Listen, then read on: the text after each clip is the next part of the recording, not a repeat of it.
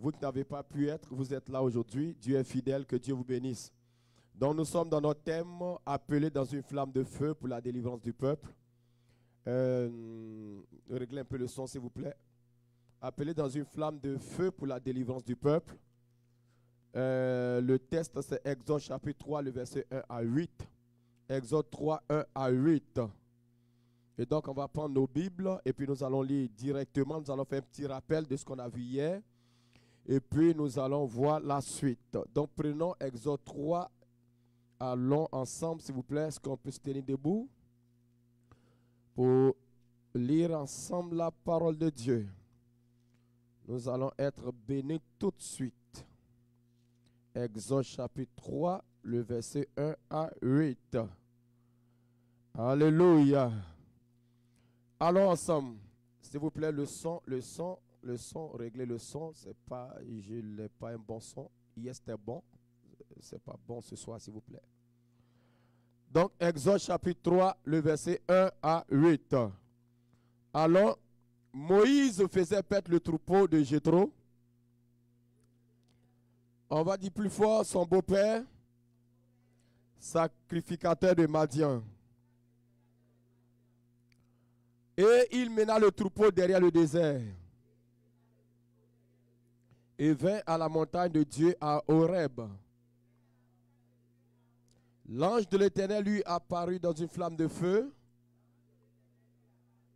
au milieu d'un buisson. Moïse regarda et voici,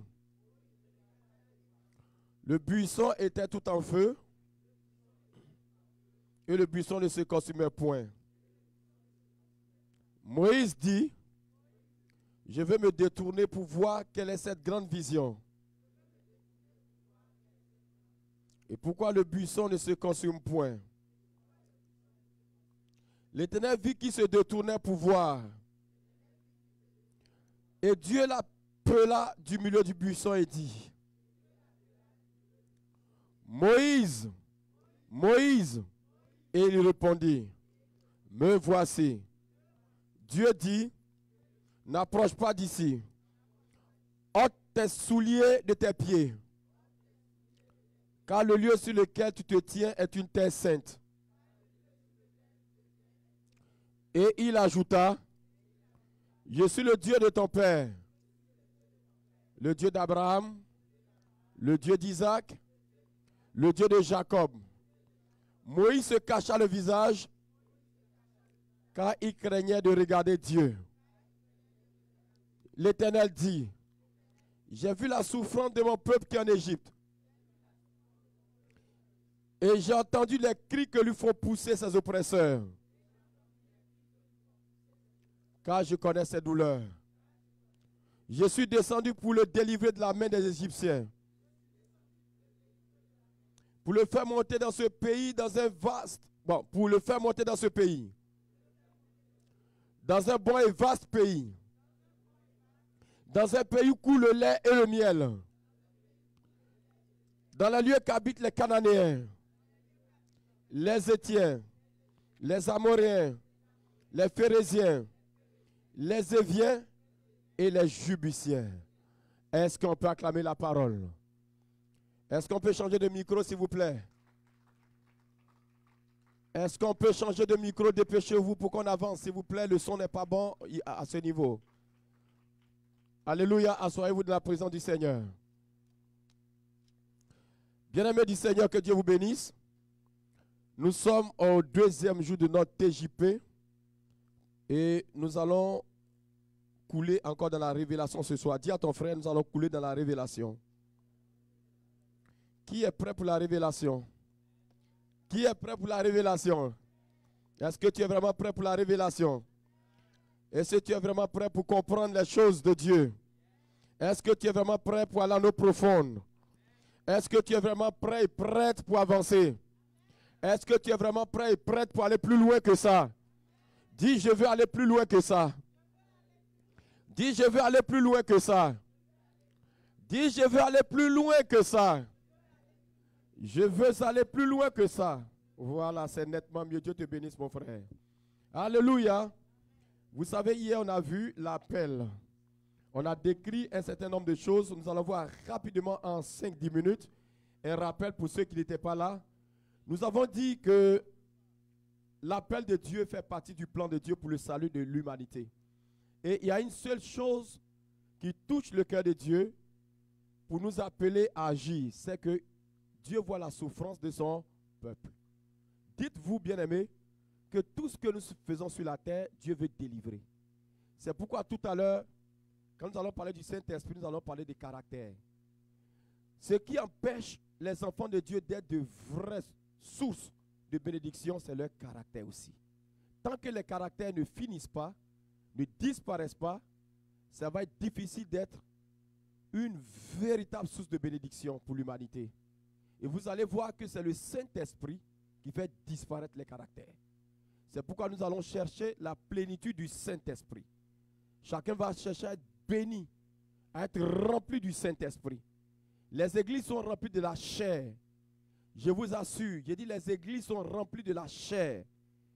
Plus de la moitié des enfants de Dieu sont charnels. Et je sais de quoi je parle. Les gens qui chantent dans le groupe musical, je ne parle pas d'église glorieuse de Christ, partout sont charnels aux 3/4. Les gens qui prêchent sont charnels. Les enfants de Dieu sont charnels. Ça fait que l'œuvre de Dieu n'avance pas sur la terre. Les païens ne veulent plus donner leur vie au Seigneur à cause du fait que les chrétiens sont charnels. Et leur chair ne disparaît pas. Leur chair ne se brise pas. Parce qu'ils ne sont pas remplis d'Esprit Saint. Vous allez comprendre tout à l'heure quand nous allons développer le Saint-Esprit. Vous allez voir que beaucoup d'enfants de Dieu sont en dehors de la plaque. Pourquoi le Seigneur a demandé à ses disciples d'attendre dans la chambre haute, qu'ils reçoivent la puissance du Saint-Esprit avant de partir? On ne peut pas servir Dieu dans la chair. Je vous assure, bien-aimés, le combat de l'enfant de Dieu, c'est éliminer la chair. C'est-à-dire, tous ceux qui servent dans la chair, vous devez arrêter de servir et chercher que votre chair disparaisse. On ne sert pas Dieu dans la chair. Impossible. Dieu est esprit. On rentre en contact avec lui par l'esprit, pas par la chair. C'est impossible de voir Dieu par la chair. Ça n'existe pas. Aucune personne dans la Bible n'a pu voir Dieu par la chair. Aucun enfant de Dieu ne peut prospérer dans sa vie si la chair ne disparaît pas. C'est pourquoi tout à l'heure, quand nous allons parler du Saint-Esprit, nous allons parler du Saint-Esprit qui taille la chair. Alléluia. Et donc, l'appel pour Dieu est très important. C'est une mission à laquelle Dieu nous appelle. Et hier, on développait en disant que chaque enfant de Dieu a un appel sur sa vie. Tout le monde. 100%. 100%. L'erreur fondamentale que les gens commisent, c'est de croire que l'appel, c'est pour les prophètes, les pasteurs, les apôtres, les docteurs. Non. C'est-à-dire les 5 ministères d'Éphésiens 4. Parce que la Bible dit, dans Éphésiens 4, le verset 11 à 12, il a donné aux autres, les apôtres, les prophètes, les évangélistes, les pasteurs, les docteurs. 5 ministères majeurs. Dans les 5 ministères majeurs, il y a 2 ministères maîtres. C'est le ministère des apôtres et le ministère des prophètes. Éphésiens 2, 20. Et donc, tous les autres ministères tournent autour. Mais l'appel ne concerne pas seulement les 5. Quand on dit être appelé, c'est servir quelque part dans l'église. Ça dit tout appelé, c'est quelque part. Et aujourd'hui, la chose la plus grave des enfants de Dieu, c'est la distraction. Les enfants de Dieu sont distraits à un niveau qui n'entendent pas la voix de Dieu. Ils viennent à l'église pour soulager leur conscience. Juste paraître être un enfant de Dieu. Bien-aimé du Seigneur, comprenons au cours de ces 9 jours de jeûne et prière, de TJP, jusqu'à ce qu'on rentre en 2020, que chacun a du chemin à faire. L'appel concerne tout le monde. Quand Dieu nous crée, il nous crée, nous sommes tous dans le monde. Et nous venons à lui. Il n'y a personne qui naît enfant de Dieu, ça n'existe pas. Dans Jean chapitre 1, le verset 12. À tous ceux qui l'ont accepté, qui ont cru en son nom, la parole, elle leur a donné le pouvoir de devenir enfants de Dieu. Nous devenons enfants de Dieu. On ne naît pas enfants de Dieu. Si ton père est pasteur, ta mère est pasteur, tu n'es pas enfant de Dieu. Est-ce qu'on comprend bien? Aucune personne ne naît enfant de Dieu. Nous naissons tous et nous acceptons Dieu. Alléluia. Sinon, personne n'allait être baptisé. Personne. Ça dit, tu nais, tu es chrétien. Si tes enfants qui sont à la maison, tu viens à l'église avec eux, qui n'ont pas fait une confession de foi, ce ne sont pas des chrétiens. Attention, ne commettez pas l'erreur. Vous laissez vos enfants aller dans le décor. Vos enfants doivent faire une confession de foi. 1 Pierre chapitre 3, le verset 21 dit, le baptême est une bonne conscience d'accepter Dieu. Chaque enfant de Dieu doit avoir une bonne conscience d'accepter Dieu. Ce n'est pas parce que ton père est chrétien, ta mère est chrétienne, que de facto tu l'es. Jamais. Ça ne se passe pas ainsi. Chaque personne sur la terre doit pouvoir accepter Christ comme son Seigneur et son Sauveur. Et donc, après avoir accepté Christ comme Seigneur et Sauveur, il y a un appel directement sur ta vie. C'est pourquoi la Bible dit tous sont appelés, mais il y a peu d'élus. Je vais vous dire quelque chose. L'appel n'est pas le problème.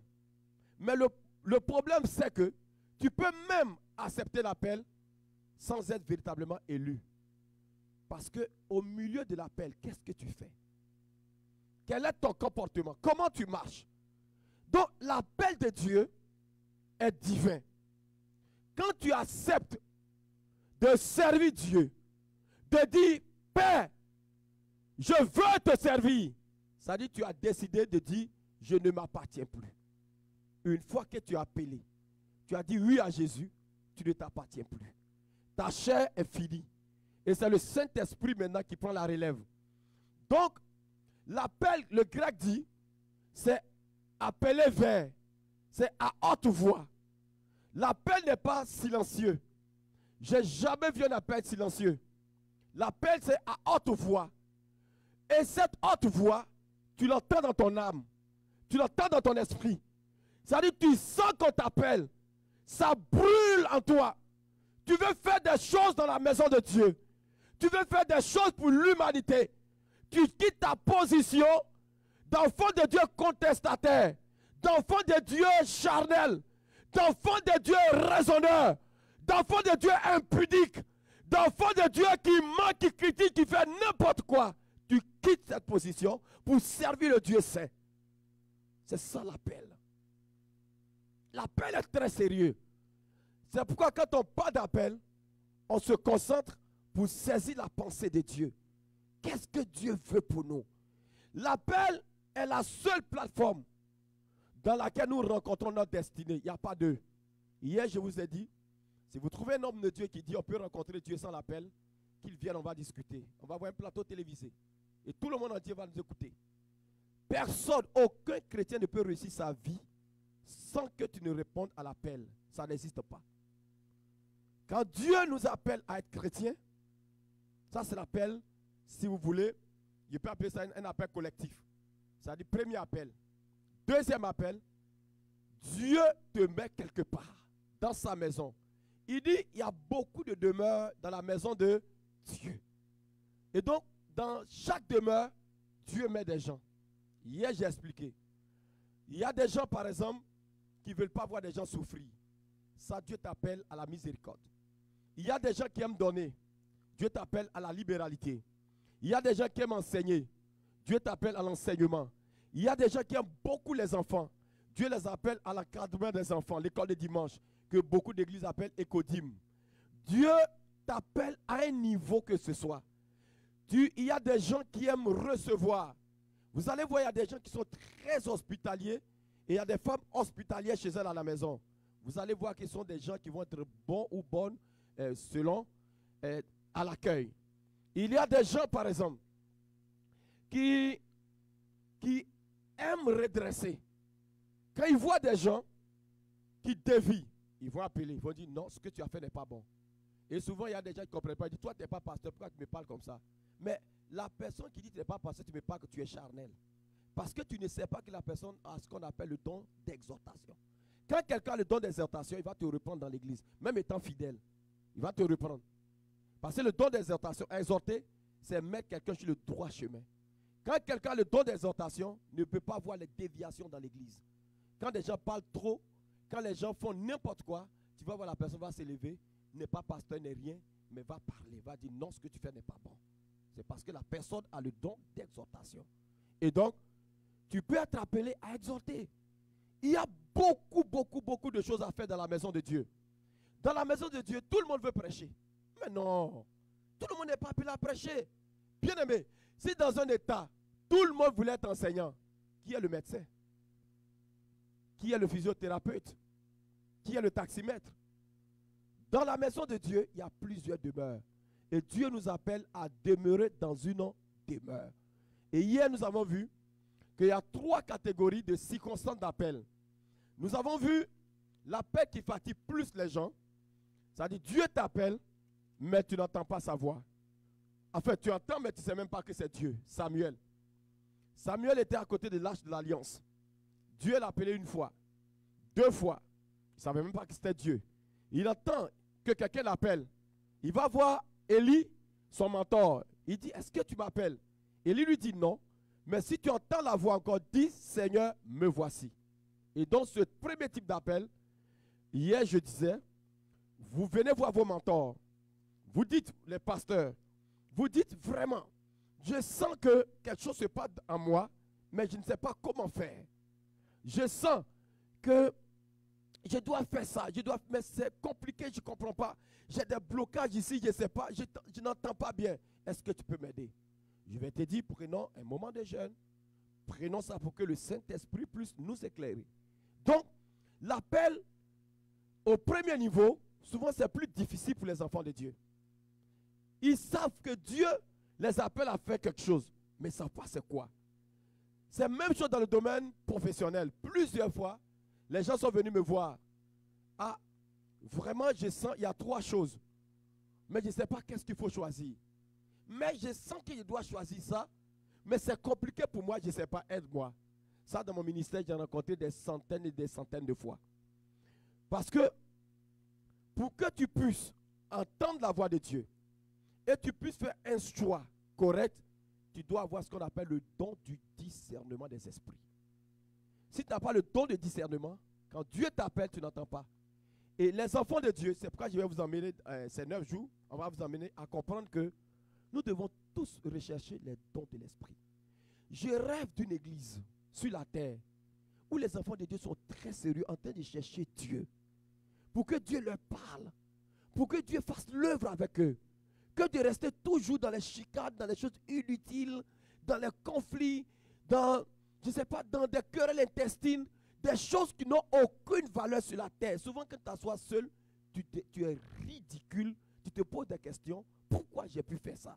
Pourquoi j'ai passé mon temps à bavarder? Pourquoi j'ai passé mon temps à faire ça? Bien aimé, je vais vous dire quelque chose. Un jour, je vais prendre mon stylo, on va s'asseoir, on va calculer 24 heures. Et je vais te faire asseoir. Et depuis le matin, nous allons calculer combien de temps tu as perdu. Tu vas pleurer, multiplions fois 12 dans le mois. Tu vas te rendre compte que tu aurais pu avancer dans ta voie chrétienne si tu avais maximisé le temps. Les enfants de Dieu perdent du temps dans les choses inutiles. Le magasinage, aller voir une amie, bavarder seulement, sans rien, aller s'asseoir quelque part, manger, passer des heures. Les anniversaires sont vraiment, j'ai une haine pour les anniversaires, je vous assure. Non, tu peux faire ton anniversaire simple, appelle les gens, vous manger. Oui, c'est tranquille. Mais il y a des gens qui d'anniversaire ne viennent pas à l'église. Il y a des gens qui d'anniversaire, l'œuvre de Dieu bat de l'aile. Qui donne la vie, bien-aimé du Seigneur? Et les gens se concentrent sur des choses inutiles, les chrétiens. Aujourd'hui, nous devons comprendre, bien-aimés, que notre rôle en tant qu'enfant de Dieu est très sérieux. Nous sommes à la fin des temps où l'ennemi est en train d'agir. Aujourd'hui, j'ai l'un de mes fils, J'ai parlé avec lui. La première fois que j'ai eu une rencontre avec lui, on parlait de sa vie. Et bien aimé du Seigneur, il m'a dit quelque chose. Dans son église, là où il est quitté, un corbeau, c'est ça qu'on l'appelle? Un hibou. Un hibou est tombé à la chair. Hibou tombé à la chair. Ce hibou est passé par où? Il est passé par où? Pendant que les enfants de Dieu s'amusent, l'ennemi frappe. Alléluia. Aujourd'hui, si vous avez bien remarqué, même les chrétiens, l'œuvre de la sorcellerie a envahi leur vie. C'est-à-dire bloquer leur vie. Pas qu'ils sont sorciers, mais les sorciers arrivent à bloquer leur vie. Les occultistes, les féticheurs arrivent à bloquer leur vie. Si vous remarquez bien, les enfants de Dieu sont dans une souffrance terrible. Tellement terrible. Pourquoi? Parce que nous refusons l'appel. Ou nous acceptons l'appel, mais nous jouons avec l'appel. Bien-aimé, quand tu acceptes l'appel, tu ne peux plus t'amuser. C'est fini, terminé. Aujourd'hui, je dis toujours à ma femme, je dis, mais je n'ai plus droit à l'amusement. Je ne peux plus m'amuser. Tu ne peux plus t'amuser, t'asseoir quelque part, jouer. Tu ne peux plus. Tu ne peux plus t'amuser. Parce que, imaginez, bien-aimé, un jour, je pense que c'est Jimmy Chouaga qui prêchait. Il a dit, imaginez que Paul était à ma place. Qu'est-ce que Paul ferait? Oui, il dit, qu'est-ce que Paul ferait? Aujourd'hui, je me pose la question, souvent, si Paul était à ma place, si Pierre était à ma place, qu'est-ce qu'il ferait? C'est la même chose. Pose-toi la question. Si Paul était à ta place, qu'est-ce qu'il ferait aujourd'hui? Si David était à ta place, qu'est-ce qu'il ferait? L'appel. L'appel, bien-aimé, est la chose la plus sacrée pour un enfant de Dieu. Tu peux beau prier, tu peux beau méditer. Si tu ne réponds pas véritablement à l'appel, bien-aimé, tu es dans le décor. Tu es dans le décor. L'appel est la seule plateforme de l'enfant de Dieu pour voir la main de l'Éternel. Il n'y a pas deux choses. Deuxième type d'appel. Tu as entendu la voix de Dieu. Tu as accepté, mais tu as des blocages dans ta vie. Tu as des blocages. Nous avons vu pour Moïse. Nous avons vu Jérémie. Moïse dit qu'il ne sait pas parler. Jérémie dit qu'il a un enfant. Et Gédéon dit qu'il est pauvre et sa famille est la plus petite. Donc, chaque fois, nous allons trouver quelque chose pour ne pas rentrer dans l'appel. Bien aimé. Ça, la plupart des chrétiens sont là. Au moins la moitié des chrétiens. Non, c'est compliqué, pasteur. Non, je n'ai pas les moyens. Non, je ne sais pas parler. Non, moi-même, je ne sais pas comment prêcher. Je ne connais pas les versets bibliques. Non, c'est compliqué. J'ai dit de non, non, non, non. Des années passent et tu perds la boussole. Bien-aimé du Seigneur, je vais vous dire quelque chose me concernant. J'ai commencé à travailler en 2001. Et mon travail a coïncidé avec l'acceptation de mon appel en 2002. J'ai vu la différence entre quand j'étais en dehors et quand j'étais venu en dedans. Bien aimé, ce n'est pas comparable. À tous les niveaux. Je vous dis à tous les niveaux. J'ai vu des hommes de Dieu. Lorsqu'ils ont accepté l'appel, leur vie a été transformée littéralement. Mais ce que les enfants de Dieu,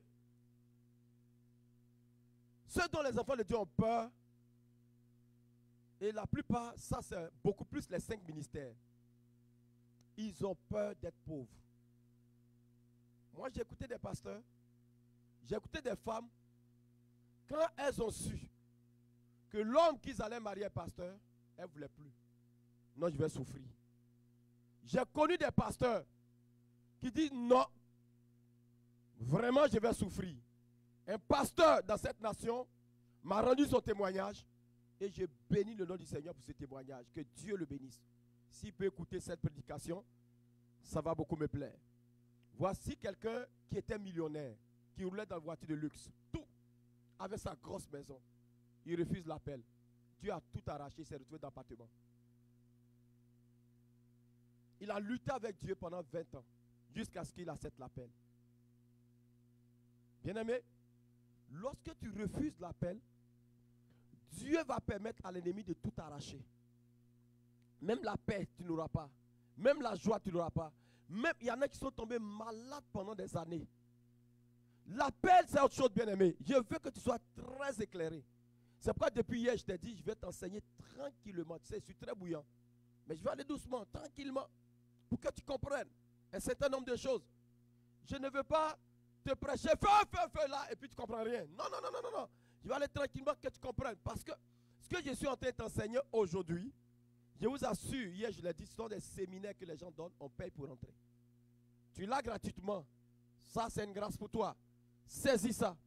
Et comprends que tant que tu n'acceptes pas l'appel, tant que tu n'honores pas l'appel, tant que tu ne marches pas dans la sainteté, dans l'appel, tu ne verras jamais Dieu.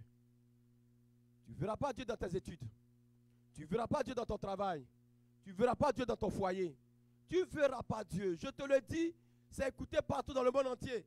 Je sais de quoi je parle. Tu ne verras jamais Dieu. Il faut que tu acceptes l'appel. Que tu honores cet appel. Que tu serves à l'intérieur de cet appel dans l'humilité, dans le renoncement, dans la sainteté, dans l'amour, dans le zèle. Et c'est tout ça, tu vas rencontrer Dieu. Alléluia. Est-ce que tu peux acclamer le Seigneur? Troisième type d'appel, c'est ceux maintenant qui ont entendu la voix de Dieu. Ça, c'est Ésaïe, chapitre 6, le verset 1 à 8. Voyez comment Dieu a utilisé Ésaïe. Ésaïe a entendu la voix de Dieu. Il dit, à la mort du roi Osias, il a vu le Seigneur sur un trône très élevé.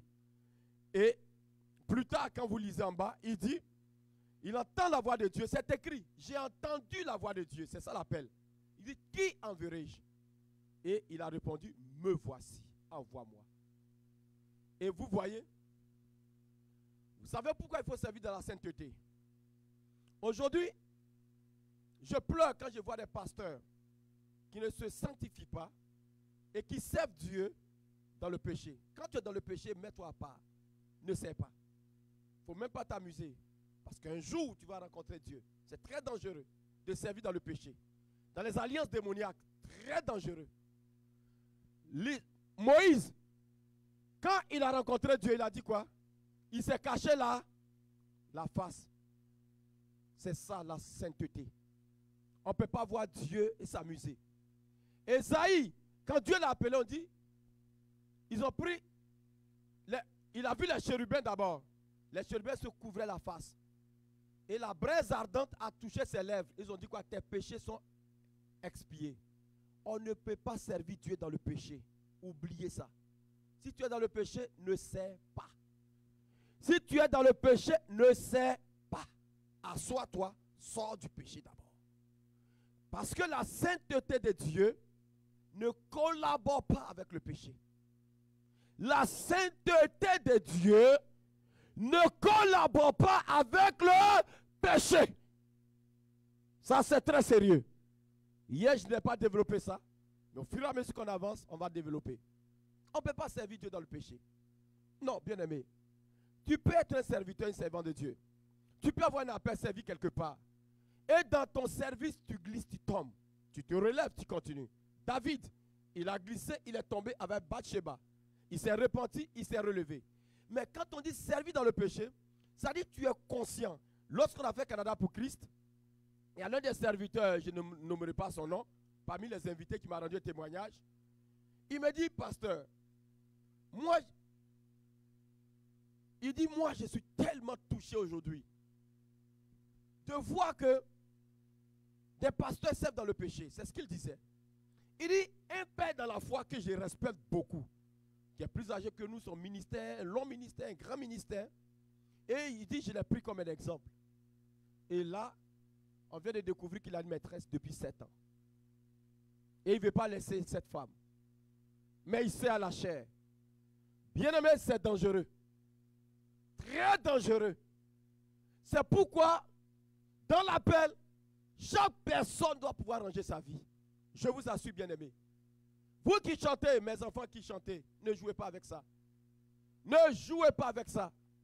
Parce que Dieu signe des décrets dans la chanson. Si tu es dans le péché, arrête de chanter. Si tu es dans le péché, tu ne peux pas chanter pour Dieu. Impossible. Impossible. L'appel est divin, il est sacré. Il est sacré. Nous avons des faiblesses, certes.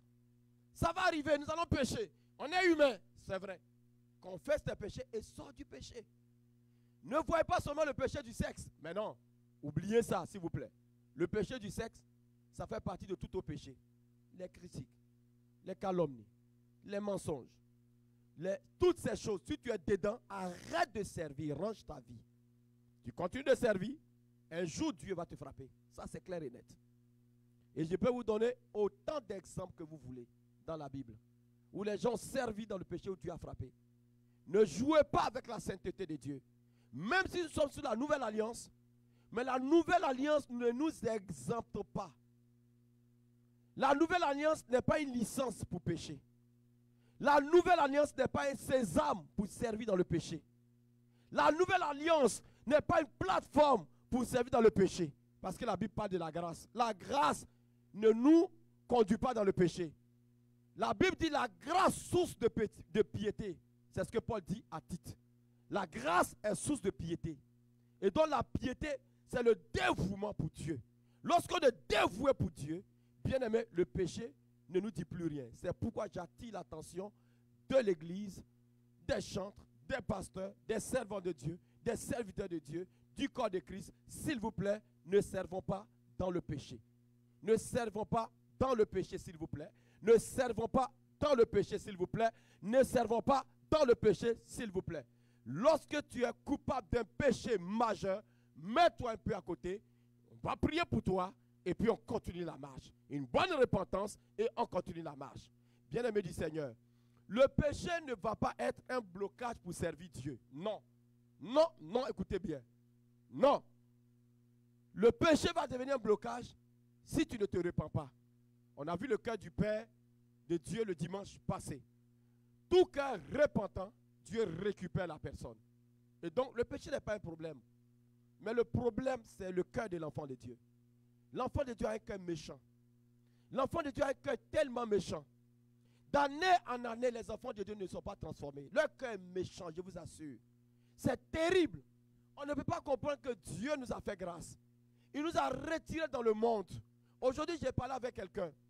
Et la personne me disait, pasteur, moi-même, je ne comprends pas pourquoi le caractère des gens ne change pas. La personne me disait, moi que tu vois là, j'étais tellement orgueilleuse que même mes parents ne pouvaient même pas me maîtriser.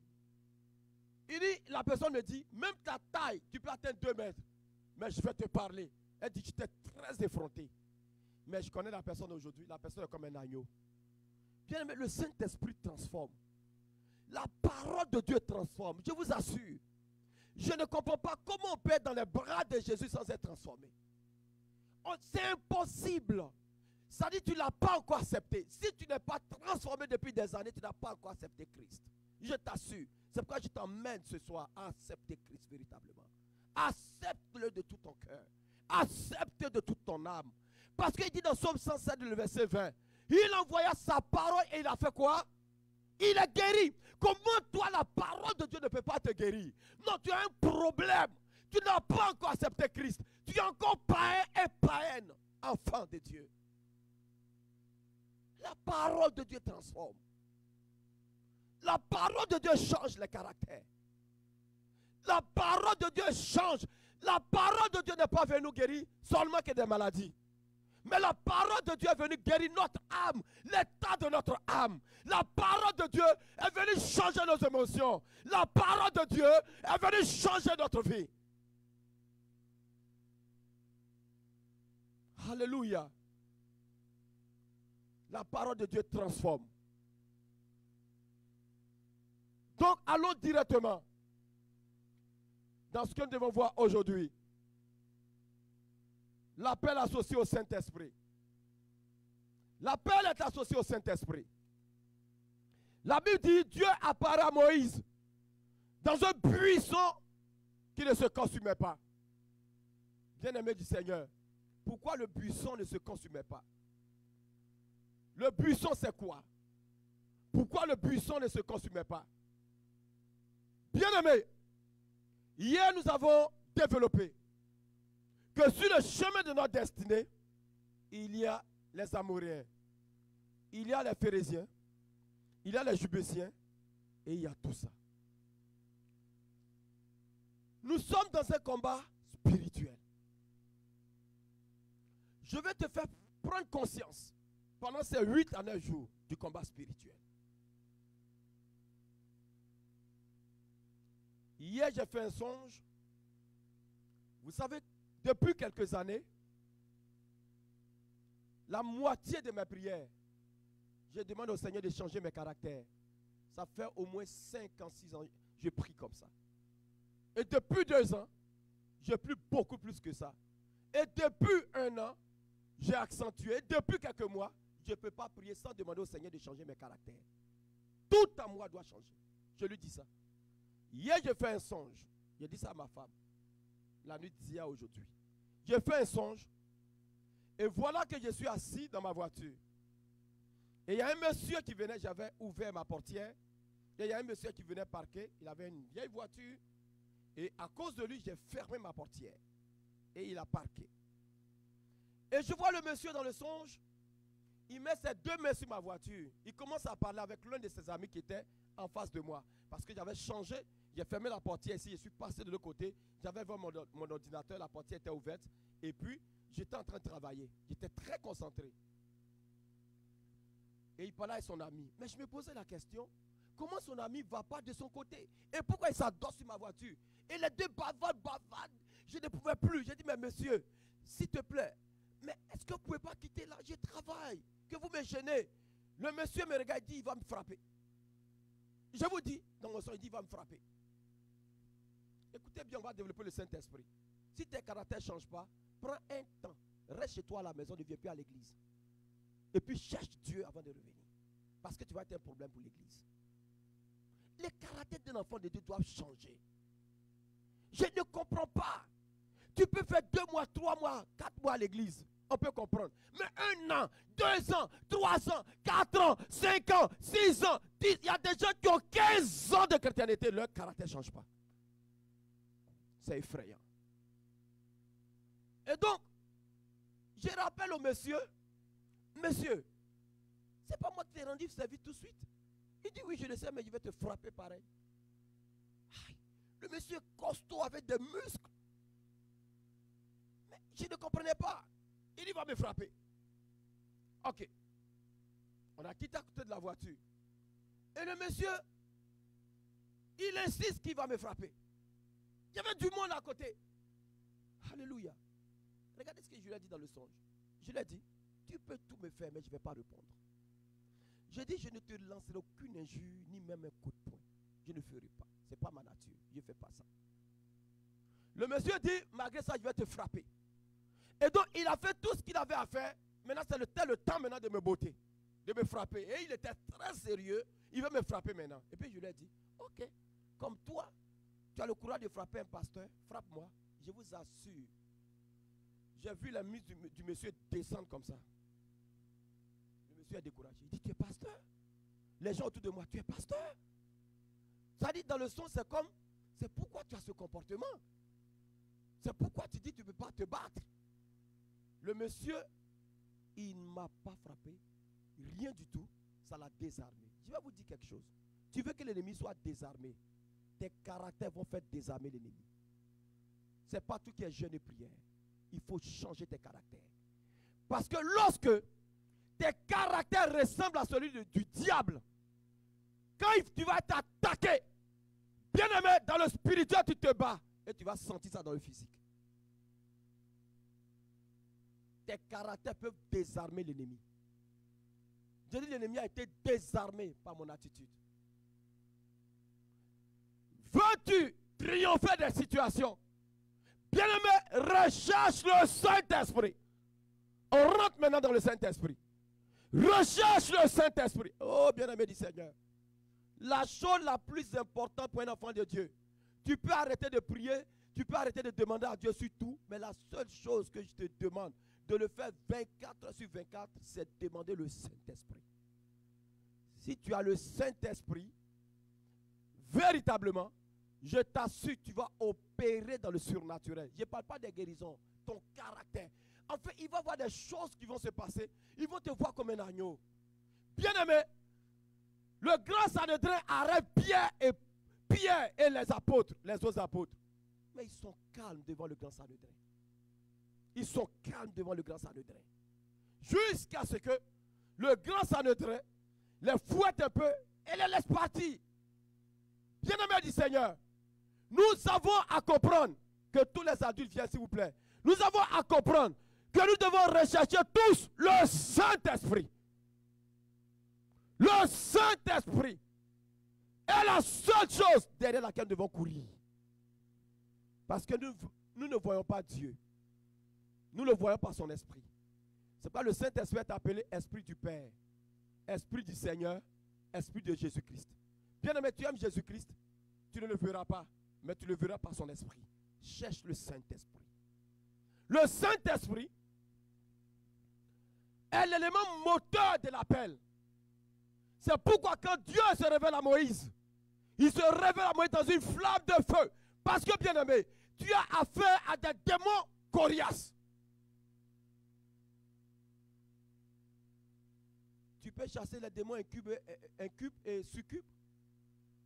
Les démons maris de nuit, femmes de nuit. Vous ne voyez pas que les enfants de Dieu dorment, un esprit vient coucher avec eux ou bien avec elles? Comment toi, un enfant de Dieu, un esprit vient coucher avec toi dans ton sommeil? Mais c'est parce que tu ne sais pas que les démons sont puissants. Démons de colère. Regarde comment la colère te fatigue. Tu fais tout. J'ai dit tu fais tout, la colère est là. Tu vas même prendre des moments de jeûne. J'ai connu des enfants de Dieu dans mon pays d'origine.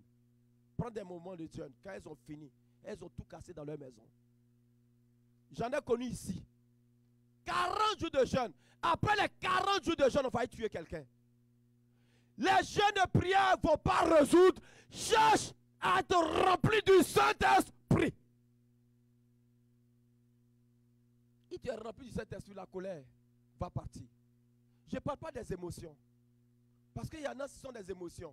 Ça se manifeste juste pour le culte, juste pour 2 jours, juste pour 3 jours, ça s'en va. Quand le Saint-Esprit vient s'asseoir en toi, il ne part plus. Le Saint-Esprit n'est pas un voyageur.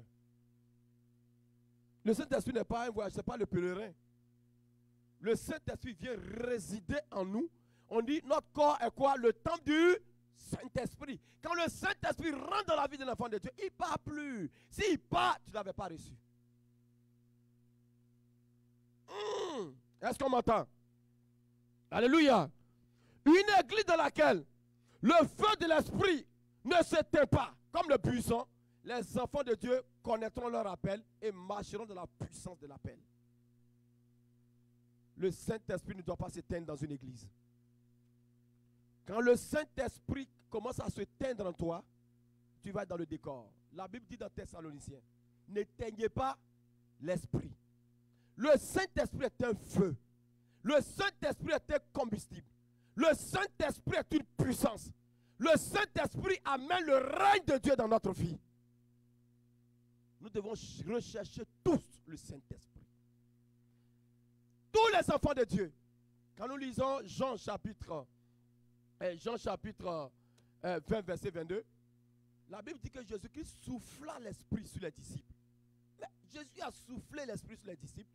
Et le même Jésus leur dit, attendez une puissance du Saint-Esprit. Quand tu acceptes Jésus, l'Esprit de Dieu qui vient en toi est basique.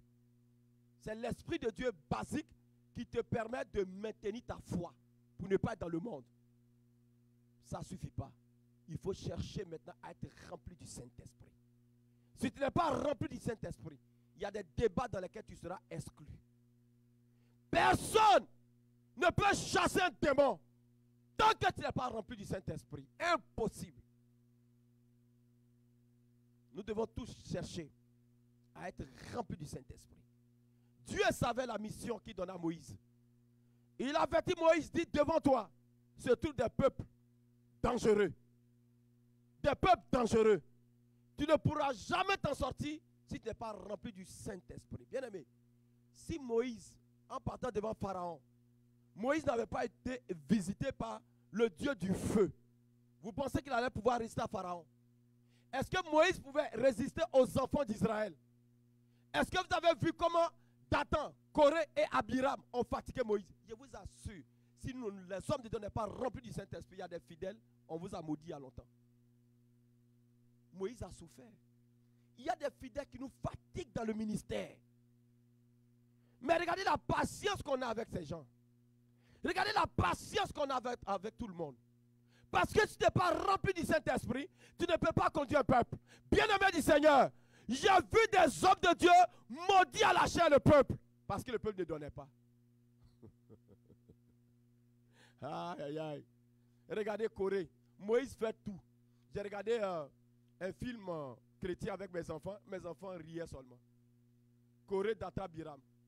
Ils arrivent dans le désert. Moïse, ils viennent voir Moïse. Ils sont devant la mer Rouge. Moïse, on va faire comment? Moïse, qu'est-ce qu'on va faire? Moïse, on va mourir. Les Égyptiens arrivent. Moïse, Dieu le visite. Ils font la mer Rouge. Ils rentrent. Ils trouvent l'eau Mara.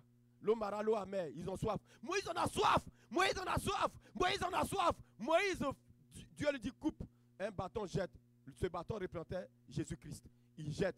L'eau est salée. Quand Jésus-Christ, l'eau est douce. Quand Jésus-Christ vient dans ta vie, toutes les amertumes s'en vont. Il rend ta vie douce. Alléluia. Ils passent là. Ils arrivent dans le désert. Moïse, on a faim. On a faim. Pourquoi tu nous fais venir ici? On mangeait du pain en Israël. Moïse fait descendre la manne. Il mange. Arrivé à ce moment, une semaine ou quoi. Et Moïse, on est fatigué de cette nourriture-là. On veut autre. Mais c'est comme ça les fidèles dans les églises. Bien-aimés du Seigneur, je vais vous assurer de quelque chose. La tâche des hommes de Dieu, c'est la tâche la plus difficile sur la terre. Nous gérons toutes les émotions, nous gérons tous les caractères, nous gérons toutes les attitudes. Vous savez ce que ça signifie? Vous savez ce que ça signifie? Si un homme de Dieu qui n'est pas rempli d'Esprit Saint, tu ne peux pas. Je te donne juste toi qui es mère de famille. Tu n'as que 2 enfants. Tu n'as que 3. Regarde ta souffrance à la maison. Un homme de Dieu, il a 100 fidèles. Il a 200. Les églises qui existent il y a longtemps, ils ont 1000, 10 000. Ils font comment? Avec tous ces caractères. Il faut être rempli du Saint-Esprit pour diriger une église. Si tu n'es pas rempli du Saint-Esprit, tu ne peux pas diriger une église. Si tu n'es pas rempli du Saint-Esprit, même ta propre famille, tu ne peux pas. Regarde combien de fois tu as maudit tes petits-enfants et des innocents. Combien de fois tu les as maudits? Des enfants qui n'ont que 5 ans, 3 ans, 7 ans. Je suis fatigué de toi. Mais nous, on vous voit dans vos caractères. On vous voit, tu sautes ici. Mais on te dit, doucement, ça va aller. Tu sautes là, on te dit, doucement, ça va aller. Tu sautes ici, mais on dit, doucement, ça va aller. Mais toi, ton enfant, quand il saute ici, arrête, bye. Il faut que tu cherches à être rempli d'Esprit Saint. C'est le Saint-Esprit qui résout tout problème d'un enfant de Dieu. Le Saint-Esprit est venu pour être la puissance dans la vie d'un enfant de Dieu. Jésus, lui-même qui est Dieu, bien-aimé, il pouvait juste imposer sa main à ses fidèles. Il dit, allez-y dans la mission. Mais il souffle le Saint-Esprit sur eux et puis il dit, attendez, une puissance. Parce qu'il partait et il dit, il est avantageux pour vous que je m'en aille. Car je vous enverrai quoi? Le consolateur. Bien-aimé, vous qui êtes tous dans les troubles, je me pose des questions, vous êtes nés comment de Dieu? Parce que le Saint-Esprit est consolateur. Le Saint-Esprit est consolateur. Pourquoi tu es toujours dans des inquiétudes? Pourquoi tu es toujours dans la souffrance intérieure, les blessures de l'âme? Le Saint-Esprit est consolateur. As-tu accepté vraiment Jésus? Est-ce que tu as vraiment accepté Jésus? Parce que quand tu acceptes Jésus, l'Esprit de Jésus-Christ, qui est le Saint-Esprit, entre en toi et Jésus-Christ l'a nommé le consolateur. Le Saint-Esprit est consolateur. Pourquoi les enfants de Dieu sont dans de telles amertumes? Attends, comment on peut envoyer un soldat en guerre qui est toujours anxieux, qui est toujours dans les difficultés, qui est toujours... Tu as une lutte perpétuelle dans ton âme. Ton âme bouillonne toujours pendant que les rebelles sont devant de toi. Tu es là tout le temps. Toi-même, tu te bats avec toi. La mélancolie, la tristesse, l'angoisse, pendant que l'ennemi est là. Comment tu vas combattre? Tu n'arrives pas à te lever, tu n'arrives pas à combattre parce que tu ne sais pas que le Saint-Esprit est consolateur. Et tu ne l'as même pas encore reçu. Paul voit les disciples. Il leur demande, avez-vous reçu le Saint-Esprit? Je vais instruire tous les responsables de l'église. Aucun fidèle ne rentrera dans cette église sans qu'on ne cherche le baptême du Saint-Esprit pour la personne. La Bible dit, quand les apôtres rencontraient un nouveau chrétien, ils lui demandaient, as-tu reçu le Saint-Esprit? Il dit non. Paul impose la main et il remplit du Saint-Esprit. Tous les responsables d'église, que je sois là, que je ne sois pas là, tout fidèle, on fait un programme du baptême du Saint-Esprit. Les églises souffrent parce que les enfants de Dieu ne sont pas baptisés du Saint-Esprit. Ils parlent comme ils veulent. Ils font comme ils veulent. Ils servent comme ils veulent. Ils viennent au culte comme ils veulent. Ils peuvent aller quand ils veulent. Ils font comme ils veulent. Quand tu es rempli du Saint-Esprit, tu es docile comme un agneau. Le Saint-Esprit est consolateur. Alléluia. Beaucoup d'enfants de Dieu, quand ils sont dans les difficultés, je suis allé en Afrique et il y avait un conflit que j'ai réglé au milieu d'un conseil d'église. Et il y a une vieille maman qui se plaignait, elle a été malade 2 semaines. Le pasteur ne l'a pas appelé ni mettre pied là-bas. J'ai blâmé le pasteur. J'ai dit, pasteur, on ne fait pas ça, il faut être amour. Mais j'ai blâmé la maman. J'ai dit à la maman, tu penses que tu trouves ta consolation dans le pasteur? As-tu reçu le Saint-Esprit ou pas? Bien-aimé, je suis malade, que tu me rendes visite ou pas. Bien-aimé, le Saint-Esprit me console. Mais souvent, je te dis de me rendre visite juste pour que tu sois béni. C'est tout. C'est tout. Sinon, je peux rester reclus dans ma maison toute ma vie. Le Saint-Esprit me console. Alléluia. Ne jouez pas avec le pouvoir consolateur du Saint-Esprit. Il y a des mouvements dans lesquels nous sommes. Il y a des situations pénibles. Et tu as la paix dans ton cœur. Tu as la joie parce que tu es rempli d'Esprit Saint. Le pasteur a perdu sa soeur. 4 heures du matin, sa femme nous a appelés. Sa femme parlait avec ma femme. Oui, la soeur du pasteur est décédée. Et puis j'étais couché, j'ai entendu au téléphone. Et donc j'étais à ma femme, habillée, on va partir. On s'est habillé, immédiatement on est parti. J'arrive là-bas, je vois un monsieur souriant. Aïe, je vois un monsieur souriant. J'ai dit, mais il est normal lui. Alléluia. Bien aimé, en 2008, j'avais perdu mon frère aîné. Mon frère, j'ai été son best man dans son mariage. Il dit, petit frère, vraiment tu as de bons choix de couleurs et temps. Aide-moi à choisir mes vêtements. C'est moi qui ai choisi ces 2 costumes. Agencement des couleurs, tout. Il dit, sois mon best man. 1 an après son mariage, mon grand frère n'était pas malade. Il est mort. Il s'est suicidé parce que sa femme l'a trompé. Vous voyez le péché, le danger du péché. Mon frère est né du même père de la même mère. C'est donner la mort parce que sa femme l'a trompé. Ne jouez pas avec le péché. Mais regardez ce qui va se passer. Le procureur de la République a mis la main sur le corps de mon frère. On ne pouvait pas le voir. C'est parce que j'ai notre aîné le plus âgé. Lui, il était adjoint au maire. Donc, c'est lui qui a appelé le procureur pour qu'on libère le corps, pour qu'on voit le corps de notre frère. Mais, j'ai su l'hôtel dans lequel il s'est tué. Il a pris des médicaments pour se tuer. Mon grand frère est gaillard comme ça, très grand. Pas comme moi, vraiment grand. Ils ont pris des photos. J'ai regardé les photos. J'ai regardé mon grand frère intact comme ça. Le vêtement de son mariage, c'est ça qu'il a porté pour se donner la mort. Je vous parle de mon frère utérin, du même père et de la même mère. On était dans les mois total. Ces funérailles, ils ont appelé la tribu de sa femme. Et notre tribu s'était réunie, plus de 500 personnes pour régler le problème. C'était maintenant un problème entre ethnies. On a trouvé la solution. On était parti juste pour 3 jours, on a fait 1 semaine. On est revenu. Quand je suis revenu à l'église dimanche, quand l'église m'a vu, parce que c'est sorti dans presque 4-5 journaux de mon pays.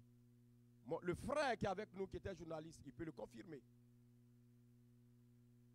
Bien aimé, quand je suis revenu à l'église, dimanche, je vois des gens pleurer quand ils m'ont vu.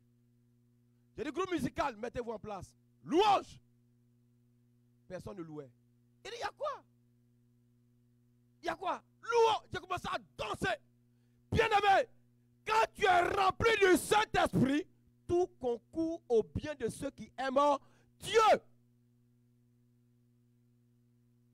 Moïse, il devait savoir que tous les obstacles concourent à son bien, concouraient à son bien. Est-ce qu'aujourd'hui, quand les obstacles t'arrivent, est-ce que tu glorifies Dieu? Si tu n'es pas rempli du Saint-Esprit, tu ne glorifieras jamais Dieu dans la souffrance. Tu vas blâmer Dieu, tu vas blâmer ton pasteur, tu vas blâmer ta tante, tu vas blâmer ton oncle. Bien-aimé, quand tu es rempli du Saint-Esprit, tout concourt au bien de ceux qui aiment Dieu. Dieu dit à Moïse, va délivrer le peuple. Dieu passe par-dessus.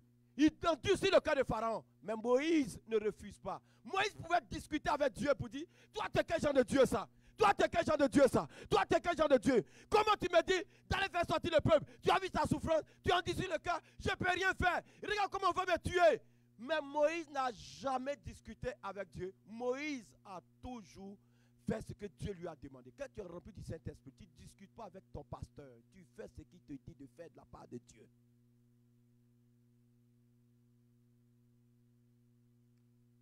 Bien-aimés, cherchons tous le baptême du Saint-Esprit. Lorsque tu es rempli du Saint-Esprit, le raisonnement n'est plus en toi. Mais tu es un homme obéissant, tu es une femme obéissante. L'obéissance n'est possible que lorsqu'on est rempli du Saint-Esprit. Il n'y a aucun enfant de Dieu qui peut être obéissant si tu n'es pas rempli du Saint-Esprit. Eh, bien-aimé du Seigneur, comment tu peux comprendre que je me lève un matin et puis il est 11 h, j'appelle le pasteur. Je dis, appelle tous les responsables de l'église. Dis-leur de me trouver à l'église à 13 h. C'était le dimanche, le samedi passé. Dis-leur tous avec toi, venez à 13 h, on va prier. Si le Saint-Esprit n'est pas avec toi, tu vas venir? Tu vas venir? On ne t'a pas prévenu rien. C'est ça l'œuvre de Dieu. C'est ça l'œuvre de Dieu. Est-ce que le groupe musical, vous répondez tous et toutes aux répétitions? Est-ce que vous venez aux répétitions? Est-ce que vous venez aux réunions? Est-ce que vous venez à vos veillées? On ne peut pas servir Dieu dans l'hypocrisie. Si tu n'es pas rempli du Saint-Esprit, tu sers dans la chair et oublie ça, assois-toi.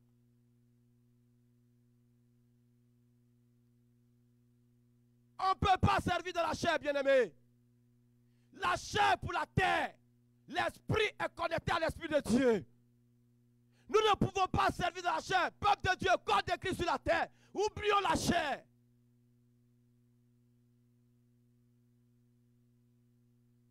Tu ne peux pas servir Dieu dans la chair. Oui, c'est votre répétition. Est-ce que vous venez tous et toutes? On m'a dit à votre réunion la fois dernière, sur 15 personnes, il y avait seulement 7 ou 8. Le reste était où? Groupe musical. On ne peut pas servir Dieu dans la chair. On ne peut pas servir Dieu dans la chair. Il faut être rempli du Saint-Esprit. Comment tu peux comprendre que tu vas au travail à 8 h à l'heure et tu viens à l'église en retard à 10 h? Tu n'es pas rempli du Saint-Esprit. Tout chrétien qui vient en retard au culte n'a jamais été rempli du Saint-Esprit. Oubliez ça. Oubliez ça. Eh bien-aimé, quand tu es rempli de la chair, tu cours pour aller au travail à l'heure. Mais tu viens en retard à l'église. Regardez, c'est tellement simple, c'est un calcul simple. Quand tu es rempli de la chair, tu cours pour arriver au travail à l'heure. Parce que c'est le monde. Mais tu viens en retard. Quand tu es rempli du Saint-Esprit, tu peux aller en retard mais au travail, ça ne te dit pas grand chose. Mais si tu es en retard à l'église, tu te repens. Alléluia. Est-ce qu'on me suit ce soir? Est-ce que quelqu'un me suit ce soir? Est-ce que tu peux juste saluer le Saint-Esprit? Alléluia. Bien-aimé du Seigneur, on ne peut pas servir Dieu dans la chair. Le Saint-Esprit est le moteur de l'appel, est le moteur de l'accomplissement de l'appel, est le moteur de l'acheminement de l'appel et de l'achèvement de l'appel. Il faut être rempli du Saint-Esprit. Nous tous, tout à l'heure, nous allons tous prier pour chercher à être rempli du Saint-Esprit. Celui qui n'est pas rempli du Saint-Esprit ne peut vie. Oh, bien-aimé, j'ai pitié. J'ai parlé avec l'un de mes fils aujourd'hui qui était en train de m'accompagner ici à l'église. Je lui disais, actuellement, je suis dans un processus de recherche du baptême du Saint-Esprit. Le baptême du Saint-Esprit, ils ont tellement enseigné des faussetés, je vais combattre cela. Tu vas sur Internet, tu vas voir, il y a des gens qui disent qu'on est rempli du Saint-Esprit une fois à vie. C'est faux. Quand tu lis Actes des Apôtres, le Saint-Esprit descend dans Acte 2, ils sont remplis du Saint-Esprit. Dans Acte 4, la Bible dit quand ils eurent prié, le Saint-Esprit est descendu, ils ont été encore remplis du Saint-Esprit. En fait, à chaque étape de notre vie, il y a un baptême du Saint-Esprit parce que à chaque étape, il y a un autre gouvernement divin qui vient sur ta vie. Le gouvernement se renouvelle. Et il y a un gouvernement aussi démoniaque qui vient sur ta vie. Bien aimé, lorsque ta foi est faible, c'est les petits démons là. En fait, vous qui critiquez encore, ça c'est les petits démons basiques. Ça dit ta foi est tellement faible. Les critiques, les calomnies, ça c'est les petits démons, des petits démons qui sont cachés juste dans les caniveaux, qui sortent rapidement pour te distraire. Lorsque tu avances, un vrai enfant de Dieu n'est plus dans les critiques. Un vrai enfant de Dieu, c'est des principautés qui l'attaquent. Dans les critiques, les mensonges, ça c'est basique. L'ennemi il est là, ça c'est, en fait on appelle ça sa collation. C'est sa collation. C'est-à-dire qu'elle a mangé le plat principal, la collation il jette sur les gens. Toi, bon, quand il voit ta foi, tiens, va critiquer, va parler.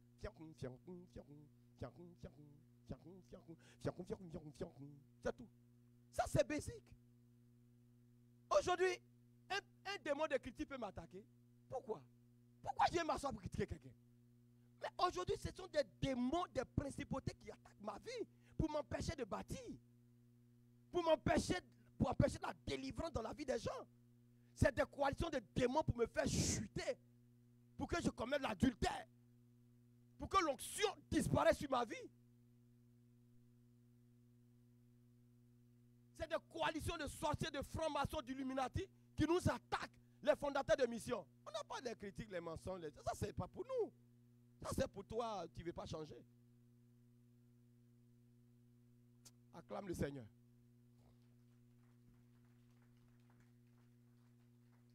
Donc, bien-aimé, sans le Saint-Esprit, aucun appel n'est possible. C'est le Saint-Esprit qui appelle. Sans le Saint-Esprit, aucune mission n'est possible. Sans le Saint-Esprit, rien n'est possible. Oh bien-aimé, tout de suite, le Saint-Esprit me dit d'aller parler à M. Trudeau. Vous pensez qu'on parle à un premier ministre comme ça? Tu fais comment pour aller parler si tu n'es pas rempli du Saint-Esprit? Tout à l'heure, on te dit, va évangéliser dans le métro. Il y a combien de personnes ici qui peuvent évangéliser dans le métro? Moi, une fois, je me suis levé, j'ai appelé mon fils qui est là. J'ai dit, accompagne-moi dans le métro. On a commencé à parler, j'ai commencé à parler. Il y a un monsieur qui est venu, un policier de la STM. Monsieur, arrêtez! Le voilà. Je lui ai dit quoi? On a utilisé, je lui ai dit, quand on venait, il m'a dit, ah vraiment, quand on sort avec toi, on est toujours enseigné. C'est pas ce que tu disais? J'ai été calme, tranquille. Je n'ai même pas parlé. J'ai dit, obéissons à la loi. Point. On a changé de métro. On a prêché dans 4 métros. Quand tu n'es pas rempli du Saint-Esprit, ce qui arrive, c'est que quand le policier est là, te dit arrête, tu dis, toi tu es qui même? Puis bagarre dans le métro et c'est fini. Mais non. Bien-aimé du Seigneur, quand le Saint-Esprit descend sur nous, le premier rôle du Saint-Esprit, quand il descend sur nous, il est consolateur. Parce que c'est ce que Jésus a dit. Il dit, je vous enverrai, il a présenté le Saint-Esprit comme consolateur. Mais il l'a présenté aux disciples avant de recevoir comme puissance. Alléluia. Mais il dit, il a présenté comme consolateur et après, il a présenté comme puissance avant qu'il ne descende. Ok. Quand le Saint-Esprit descend dans ta vie, en fait, il a une cible. Le Saint-Esprit a une cible en nous. Sa cible, c'est notre chair. Bien aimé, c'est notre chair qui nous empêche de croire. C'est la chair qui empêche de croire. C'est la chair qui empêche de croire que notre vie est grande. Tout de suite, j'ai pris pour toi. Il y a une servante de Dieu qui est venue ici. Et elle dit qu'on faisait le culte, ses yeux sont ouverts. Et elle voyait qu'on m'a donné une quête privée en or. Bien aimé. Comment tu peux croire que cela est possible si tu n'es pas rempli du Saint-Esprit? Comment tu peux savoir que cette église dans laquelle nous sommes aura des millions de fidèles si tu ne crois pas? Comment tu peux savoir que toi, ta vie changera? Regarde la pauvreté dans laquelle tu es. Tu es à combien de niveaux de dette? Tu es à combien de niveaux de dette? Mais comment tu peux croire que tes dettes iront si ta chair n'est pas taillée? Attends. Est-ce que tu es consciente que tu es une source de bénédiction? Que par toi, des milliers de fidèles peuvent être convertis. Comment tu peux croire cela? Si ta chair ne disparaît pas. Comment tu peux aller en mission dans des zones reculées comme les héros de la foi? Un est parti dans la zone des Indiens. Les Indiens l'ont entouré. On dit il était accroupi, il priait. Les Indiens voulaient le tuer avec les flèches. Mais tellement l'Esprit de Dieu s'est dégagé, il ne pouvait pas le tuer. Le lendemain, il est rentré dans le village pour évangéliser. Les Indiens l'ont reçu comme un roi. Et ils lui ont dit, il a eu un traducteur, ils lui ont dit, ils ont entouré, on voulait te tuer, on n'a pas pu, il y avait un feu autour de toi. Bien aimé, si tu n'as pas le Saint-Esprit en toi, peux-tu aller dans un village de cannibales pour évangéliser? Mais regarde, je vais vous dire quelque chose. Est-ce que vous savez que la fois dernière, j'ai dit à ma femme que j'ai honte de moi. J'ai très honte de moi. Et heureusement qu'on est en train d'aller plus loin. L'église n'a que 4 ans. Vous pensez que l'église, le corps de Christ, c'est rester dans les fauteuils, rembourré, dormir dans le canapé, ou bien toi venir dans le chauffage. Oui, j'ai froid, augmenter un peu le chauffage. Vous pensez que c'est ça l'œuvre de Dieu? L'œuvre de Dieu, c'est aller dans le froid au nord, les gens meurent, aller évangéliser et quitter ça. Et quitter ce confort dans lequel nous sommes. Ça, ce n'est pas l'œuvre de Dieu que tu fais. Tout le monde veut rester dans les agglomérations. T'habilles en talons, serré ici. On ne sait pas où tu vas. C'est ça, tu penses que tu es en train de faire l'œuvre de Dieu? Vous pensez que ça, c'est l'œuvre de Dieu? Bien aimé, l'évangélisation n'est pas seulement qu'à Montréal. L'évangélisation se trouve dans les villages.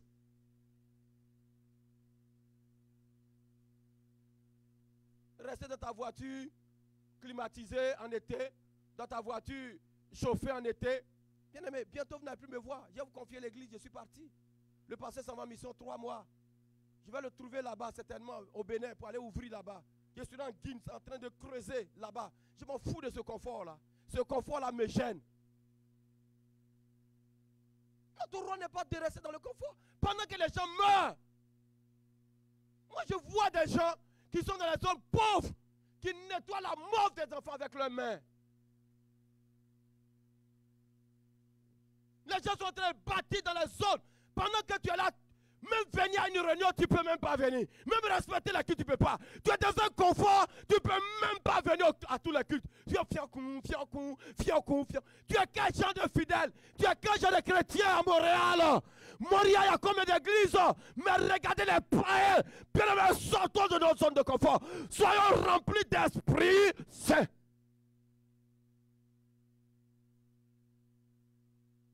T'endetter et te surendetter. C'est ça qui est le problème. Fais un programme pour acheter une maison. Oui, c'est ça, ton choix. Oui, renouveler ta voiture. Oui, c'est ça, ton choix. Ajouter une deuxième voiture. Oui, c'est ça, ton choix.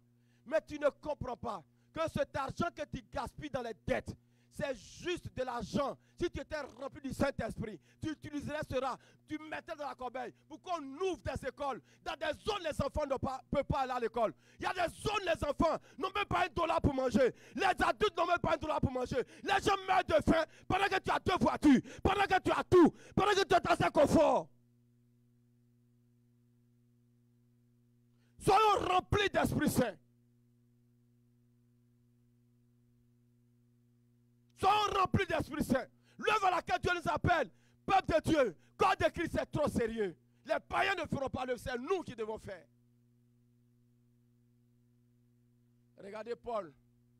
Quand Paul a été rempli du Saint-Esprit, la Bible dit que Paul n'est pas là à Jérusalem, il est parti en Arabie.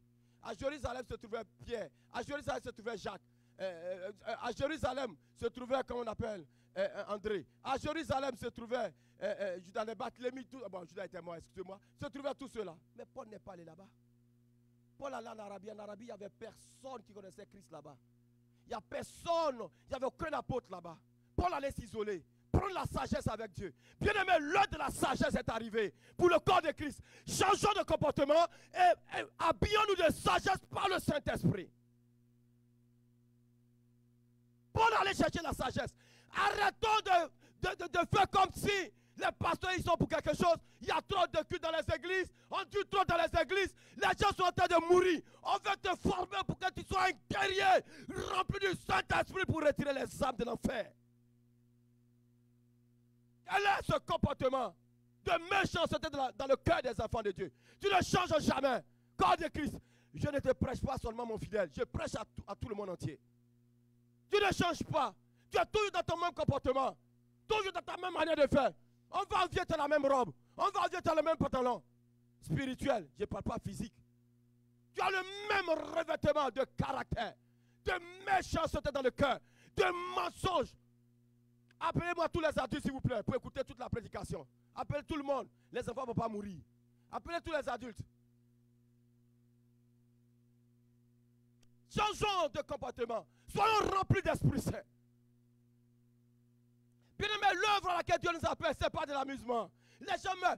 Est-ce que vous savez la mort de quelqu'un qui va en enfer?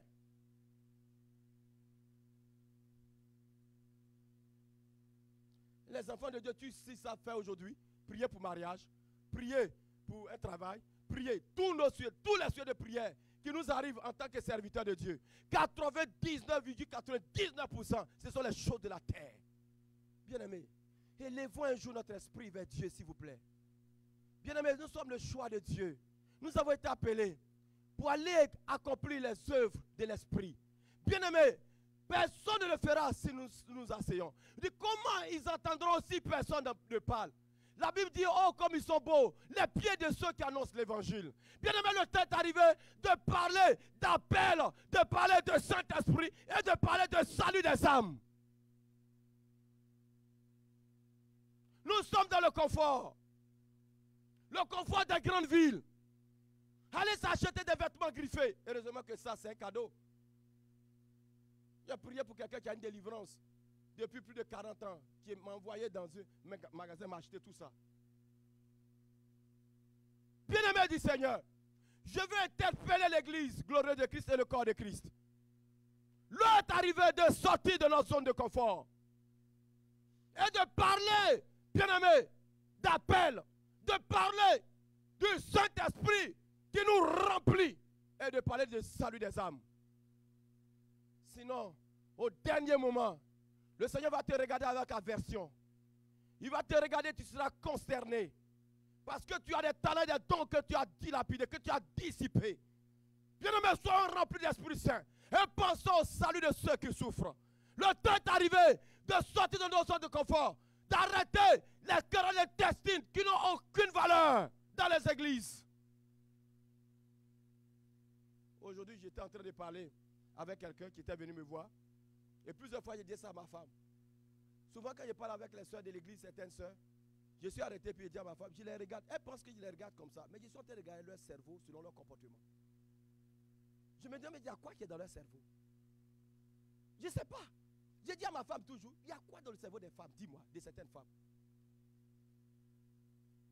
Il y a quoi? Je dis toujours, quand tu es dans une église où le Saint-Esprit est là et que ton caractère continue, tu n'as vraiment pas encore accepté Jésus correctement dans ton cœur. C'est impossible. Paul ravageait les églises, bien aimé. C'était une passion pour lui. La passion de Paul de ravager les églises. Mais quand sur la route de Damas, la lumière l'a rencontré. Il a reçu une poisson de main d'Ananias. Paul n'a plus jamais ravagé une église. Mais pourquoi toi tu continues de ravager avec la colère, ravager avec les critiques, ravager? Le sang des gens est sur ta main parce que tu passes ton temps à faire les choses de la chair. Le Saint-Esprit transforme. Tant qu'on n'est pas rempli du Saint-Esprit, on va perdre la face. Le Saint-Esprit transforme. Moi qui vous parle, je ne pouvais jamais faire plus d'1 mois sans sortir avec une femme. Je vous parle des années avant que je rentre même à l'université en 1995. Les femmes, c'était ma passion. J'aimais ça. Et j'aimais l'alcool. J'aimais la bière. Bien aimé, depuis 2002, aucune goutte d'alcool sur ma lèvre. Ni aller avec une femme, autre que ma femme. Le Saint-Esprit transforme. J'étais orgueilleux. Parce que j'étais quelqu'un, je réussissais à l'école, j'étais premier sur tout le monde. Et le Seigneur m'avait donné une caricature physique assez agréable à regarder. J'avais du succès auprès des femmes. Mais depuis là, quand j'ai connu Christ en 2001, j'ai eu une position de main. Toutes ces choses sont parties. Toi, tu es quel genre de spécimen d'enfant de Dieu? Corps de Christ. Cherchons à être remplis du Saint-Esprit. C'est le Saint-Esprit qui transforme, qui change. Rien d'autre, ce n'est pas ta prière. Ce n'est pas tes jeûnes. Jeûner, prier, sans recevoir la puissance du Saint-Esprit. Ta chair grandira davantage.